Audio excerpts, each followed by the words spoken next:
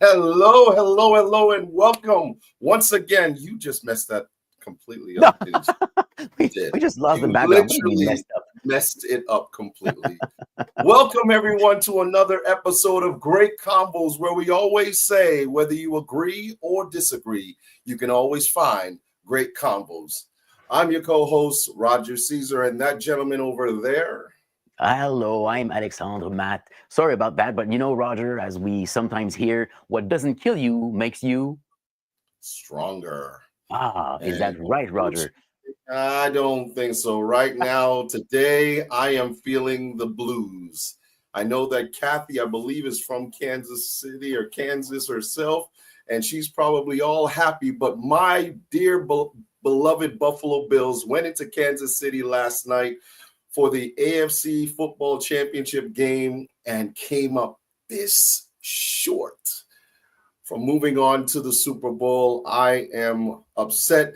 If I could say that it's what doesn't kill you makes you stronger, well, I'm hoping that they will feel that way. But even myself this morning was, how about you, my friend? Well, I'm feeling fine, and I did a lot of research about this product, about this this subject, believe it or not. You know, what doesn't kill you make you stronger. I'm wondering, like, what if you get really traumatized or injured? Are you really stronger? I'm not sure. So I did find something that will interest you. I'll leave that for the very ending. Another way of looking at what doesn't kill you makes you stronger. Now, Roger, would you like to bring on a guest? Yeah, I mean, this is going to be fun. We decided that we're going to use these conventional wisdoms throughout the episodes of this season, and this one really sticks. Let me start a video. We'll see. To do. I want you to go big face with me. Make your face as big as you can. Smaller. Now tight. Small face. Do it with me, Roger. Big face. Small face. Good. Now big hands and big face. And big body. So we see the name of the guest, but this man, Fursey Gotuaco, was with us, Roger and me, Alexandre. We did with AJ Heron, who invited us at Peak Performance Toastmasters Club to coach some people who were going to different speech contests, and we had a lot of fun with Fursey. He's so animated, as we can see. We might even have some more images of what he did just last year. So, Roger, should we say anything else about Fursey before we bring him on? Oh no, let's introduce him. Let's get this party started.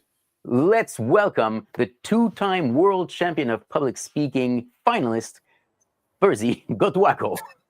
Hang on. I'm on there now. Yeah, I'm on there. Yeah. Hey guys, can you hang on a second? It's my mom. She finally gets to see me like famous. Yeah, because I'm on your show. Okay, yeah, okay, bye, mom. Yeah, say hi to the dog for me. Okay, bye. Woof woof. Okay, bye. Hey guys, where are we? Wow. Well, there's how you make an entrance on the show, right, Alex? I don't think anybody's ever done anything like that yet. No, there's the first time for everything. And Fursey, I mean, when we were together for that coaching event, we were laughing all the way because of Fursey's antics like this. You never cease to surprise me, Fursey. Woo-woo! Hey, you got to have fun, right? You got to have fun. You got to be relaxed. If not, what are we going to do, you know? It's so true. Now, honestly, Fursey, it was amazing to see, not only to see you in California, but also to be a part of that event. Shout out to AJ, who is on the call and is here. And as we always say, before I forget, we want to thank our loyal listeners for being here. You could have been anywhere in the world, but you're here with us, and we thank you. And you're going to have some fun learning about Fursey and all the things that he's doing and learning some lessons from him as well. Go ahead, Alex. Yeah, we'll see if it's true, or if Fursey believes that what doesn't kill you makes you stronger. The reason why we wanted to have a particular conventional wisdom to defy today is because of the particular experience that Fursey had on stage. And while we speak, we might have a little bit of images right here. This is Fursey at the funniest point in his final speech, almost literally on his, well, he's on his back, but on a chair, in a tragic moment, but making us laugh our heads off. Some of us were literally on the floor laughing during this part. Now, if anybody wants to hear more about our reaction, Roger and mine reaction on the World Championship, you can watch close to the beginning of season 4. We talked about Fursey's speech and others. So, Fursey. Can I say this first? Because Kathy took the words right out of my mouth. I literally was worried that you would fall off that chair that whole time. I said, please don't fall off the chair. Don't fall off the chair. Don't fall off the chair. So, Fursey, I've mentioned before publicly that I think your speech in the World Final was the audience favorite, was certainly the one that had the most laughs. However, there's a downside to having most laughs. And what is that, Fursey? Overtime. You can go overtime. Was it 2 seconds or 3? You know, they never told me. They never told me. But even if you're 0.001 second, you're still overtime. Well, quick fact check, Fursey. If you're 0.01 seconds over, you're okay. If it's 1 second over that, you're not. 7 minutes and 30 seconds is okay. 7 minutes and 31 seconds. So when that goes to 31, you're not okay. So technically, you've got 7 minutes. Who kept laughing? Who kept laughing? No, it's on me. It's on me. I know it was on me. Got to learn to. Fursey, tell us about that experience, being on that stage, listening to the crowd. It's the first time we were fully back in the building. How did it feel being there and experiencing that? First of all, in the semifinals, and then moving on to the finals. It was incredible. It was really incredible because that was the first time I'd ever gone to convention, and those were the largest audiences. Both the semifinal and the final were the largest audience I'd had a chance to speak in front of, and it was incredibly affirming to be in that moment. And everybody remembers the moment when I'm in the chair, but for me, the greatest moment was in the silence, right after I knocked the chair over. And I talk about that. That was my student. And then I bring it to the audience. That's your brother, your sister. That's the person sitting beside you. And in that silence, you know, I think the message got home, and that's what meant the most to me. Right. It's a mark of a great speech, world-class speech, when you can make us laugh and react so much and then almost instantly go to a moment of deep reflection in silence. Yeah, it was beautiful. When you can do both of those things in one speech, you've got a winner. As long as you don't go overtime. Yeah. Sorry to rub it in. So, because we're asking what doesn't kill you makes you stronger, you know, this I do believe this. That's what the statement is. What doesn't kill you makes you stronger. I thought it was what doesn't kill you. What doesn't kill you makes you grr. Yeah, I totally misunderstood. Because I'm still upset. I'm ticked off. I thought that's what we were talking about. You know? Well, okay. Well, I see the logic. I never know, Roger. I never know if Fursey is joking or not. So I'll ask. We'll be direct here. Are you still upset? No.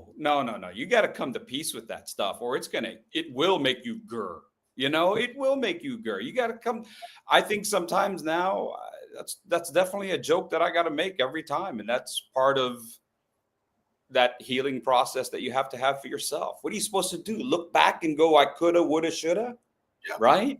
You can't say I'm going to take shorter pauses. You can't say, oh, I'm not going to say this line and that line.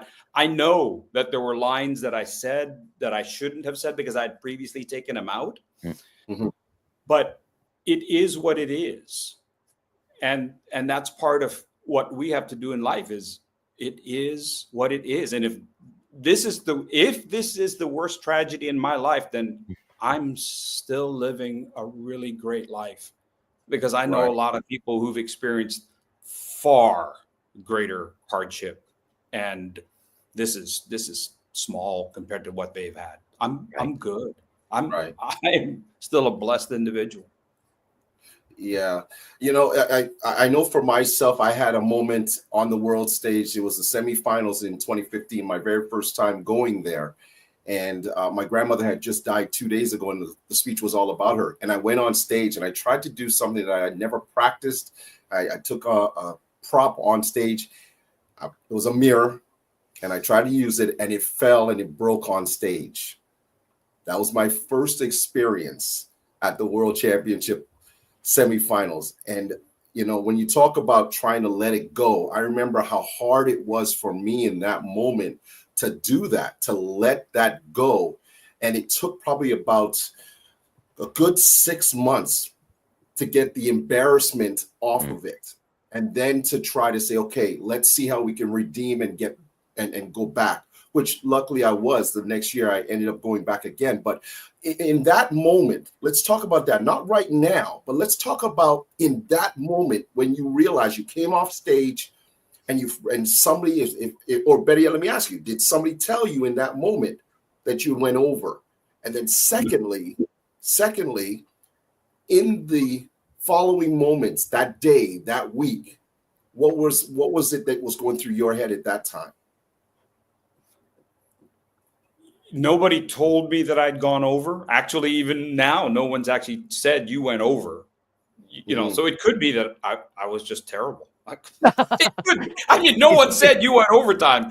We just know two people went overtime. Just to but be clear for people the little clock in your head, right? There's a little clock in all of our heads. To be clear, in those contests, the rule states that if there are people who go overtime, the contest chair will mention it. There were 2 disqualifications for time, but they don't say who it is. So it's true. Officially, maybe you didn't go overtime, and you'll never know. It's true. It's true. Yeah, absolutely. But no one ever said, "Hey, you went over." So I always have to go. I presume I did. You know, but I think you. What was the question? Hey, Roger, I was going to say the idea of you bringing a mirror on stage and it breaking, that was really courageous on your part. That's a gutsy call. That's a gutsy call. And that's great, I think. Yeah. How was it in that moment afterwards when you found out that you didn't win? And then subsequently, maybe a week or so after, how were you still feeling? And what was the process to getting you past that moment?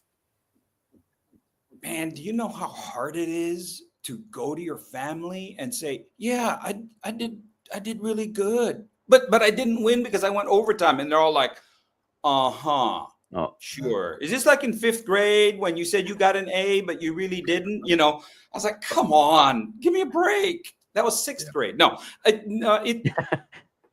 you know, immediately following, there were so many people that came and talked to me and told me about the job I did. And then some really good people took me away and they said, you know, they were right there with me. They kind of talked to me and kept me from, you know, picking up the knife when I ate dinner. They said, order a hamburger. You won't need the cutlery.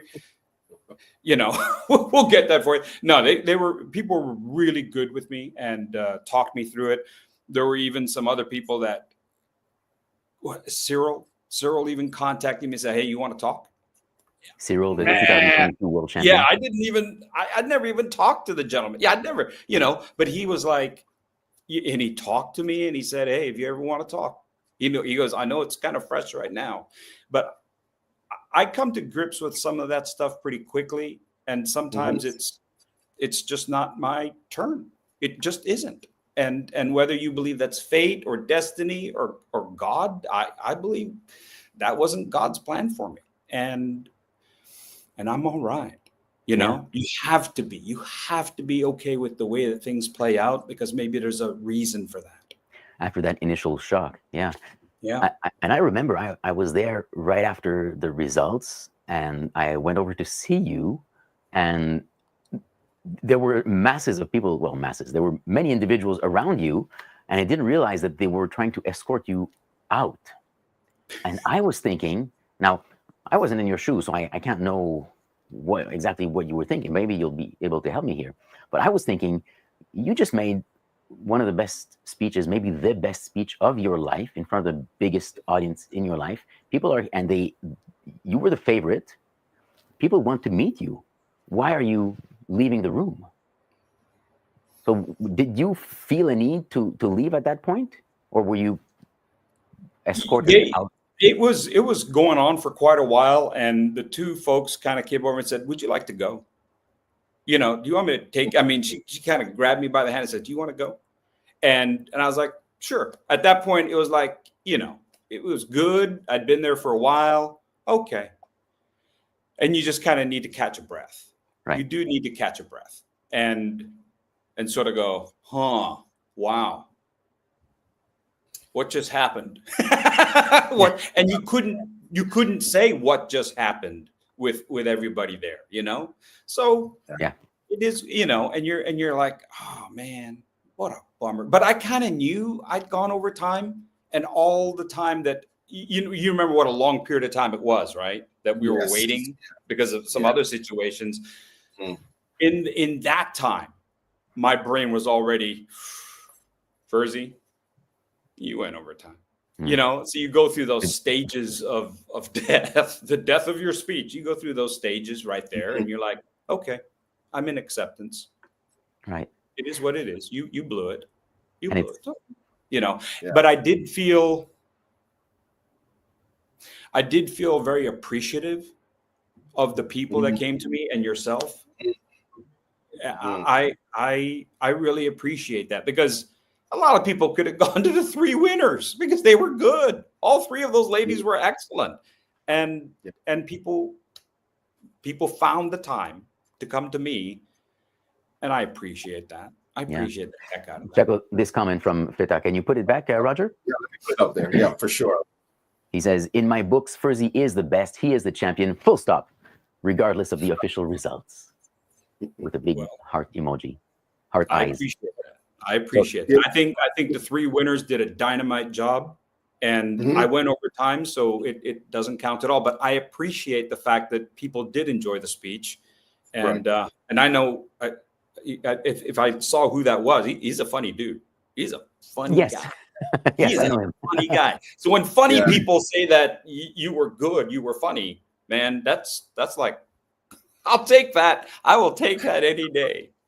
And this is the sort of thing that happens in the World Championship. Sometimes someone who not necessarily is disqualified for time or anything else, but doesn't place, they can still be, if not the audience favorite, the favorite of people in the audience. Yeah. And it can, especially if a message particularly resonates with people, and then that's how you know you made a difference in someone's life, when they come over and they let you know. Yes, sir. Yeah. Yes, sir. Yeah, it was, I remember it was in 2018. Jacqueline Payne, at the time, a good friend of mine, said to me this sentence when I had lost at my semifinals, and she said, instead of sitting there and moping, get up, act like a champion. And that is what I saw you do. You know, you could have easily just sat there, been absolutely upset in that moment. But what people remember most is that you were very accepting of everyone coming over and speaking to you in that moment. And regardless of if inside you just wanted to just probably leave and go hide in a corner somewhere, which is how I felt. I didn't even want to be in the room at the moment. But when she said that, it made me realize, look, you made it here. You're on the world stage. You obviously did all the hard work to get here. Now act like a champion and congratulate everybody, and obviously speak to the people who are actually coming over and congratulating you. And you did that. You acted like a champion. I appreciate that, Roger. I do. And I value the experience, and I'm humbled by the way that people still talk to me. And that's, I'm forever grateful to Toastmasters, the organization, and the people in Toastmasters. because I think that's what Toastmasters gave me. You know, I've been talking my whole life as a teacher, right? And those skills that I learned, a lot of those came from theater. And so I didn't necessarily get that from Toastmasters. But what I got from Toastmasters was this community. Like both of you and everybody who's listening, I got that community, and I never would have gotten that community. And I'm sharing things with the community and yourselves that I don't even share with my family. Now, if you can't consider yourself lucky to have that, then you're looking in the wrong place, you know. Fursey, go ahead, Roger. Sorry. I was just going to move on and say, and as a coach, and you can come back after, Alex. I was going to say, now that you are coaching, are there pieces of advice that you give your clients if they are competing or wanting to compete, that they themselves can get through those moments that could possibly kill you? Not literally, but yeah, when you see the red light, zip it. You know, we don't have those moments. Do you tell them? Do you explain your story, and do you help them to understand what they need to do to get through those tough moments? No, I really don't. About the going over. No, we're still talking about reaching that audience. We're talking about going from me to we, right? That's really what it's all about. Is everybody's got their story, and it's about themselves. But they have to understand that the transformation you have to make as a speaker is to go from, oh, this is the way I see the story from me point of view, and it has to go to we point of view. How do we all learn from this? How do we all, everybody in the room, how do we all learn from this story? Because that's when the story grows.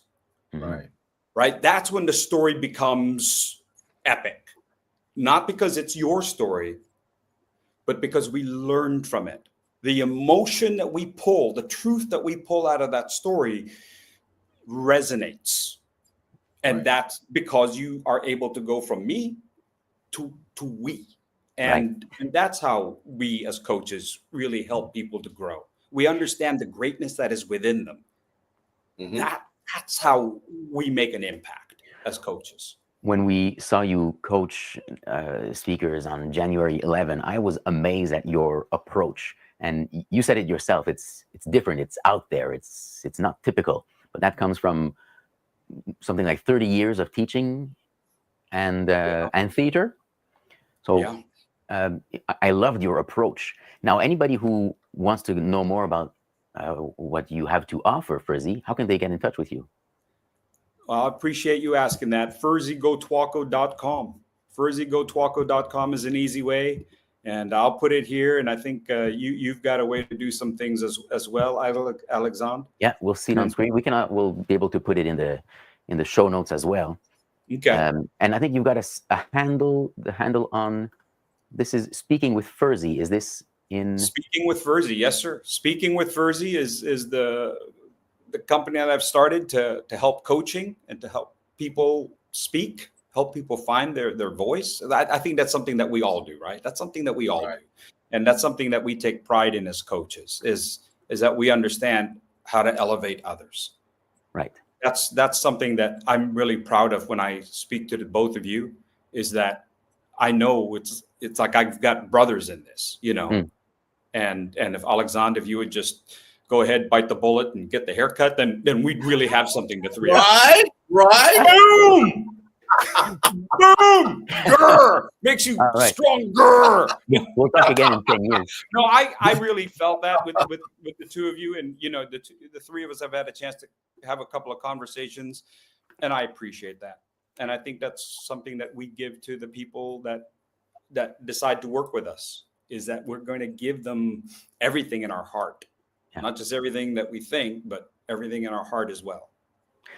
Roger, I said I would share with you something at the end. Before I do, I just need to ask something else to Fursey. And it's this. If we forget about the contest, forget about speaking, or at least about this particular heartbreaking ending of the last World Championship, if you think about what doesn't kill you makes you stronger, are there moments in your life where that might not have been true? where it can actually make things worse? No. Everything makes us better. If it hasn't made you better, then you haven't seen it from the right perspective. I've had a chance to work with students for everybody knows over 30 years, and actually even longer. And the stories that they tell me, the stories that I've seen, man, the courage that they show, Right. oh, that's incredible. And we as human beings can bounce. We bounce back. We're incredibly resilient people if we're willing to understand it. And when you have an organization like what we have and coaches like, we bounce back even faster because we're able to see the meaning in what has happened to us.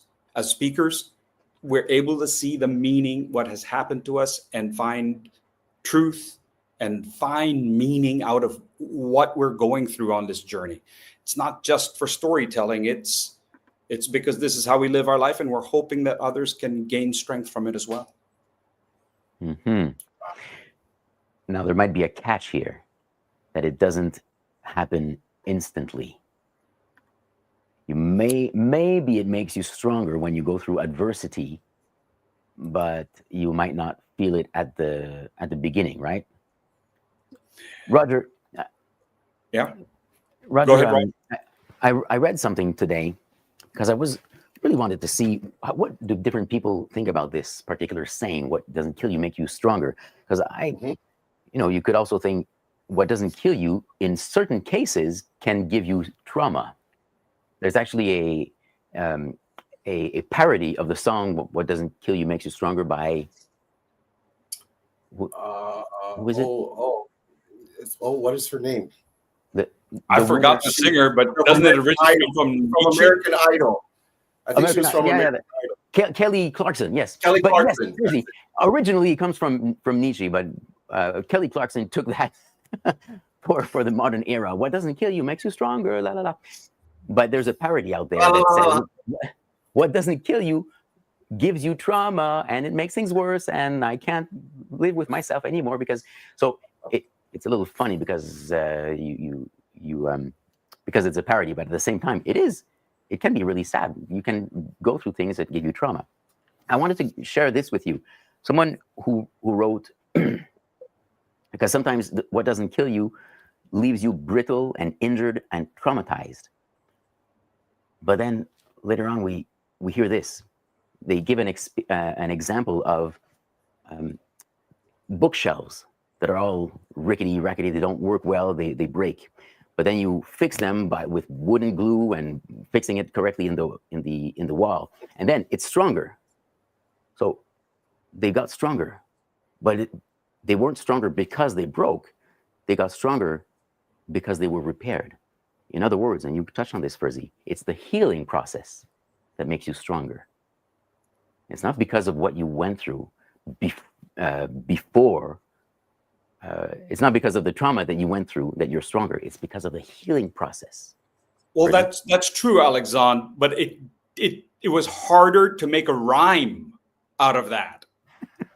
And so they had to just cut it short. They were going with what you just said. They were going to go with what doesn't kill you makes you stronger, but it's really all about healing from the trauma. But they couldn't find anything to rhyme with trauma. And they went drama, mama. And they were like, oh, just go with cut the song. The song is too long. Just cut, right? It's a pop song, right? It's not like a blues song. A blues song, they could have made it happen. Have a bottle of beer and pick up your husband from the prison and Okay. Roger, are you glad that we had Fursey as a guest? We gotta cut it at this point, but man, Fursey, wow. I think we got, again, when we look at how many comments were in the chat, the amount of people who were engaged with this conversation, you really have made the show amazing today. Thank you very much for taking the time. It's 12 hours ahead where he is right now. So we're looking at 1 a.m. in the morning for him. but you are here with us. We thank you so much. Alex, this is yet another great convos that we had. And as we always say when we leave great convos, whether you agree or disagree, you can always find great convos. Keep the conversation going. Take care, everyone. Bye-bye, Thanks, everyone. guys. Thanks again.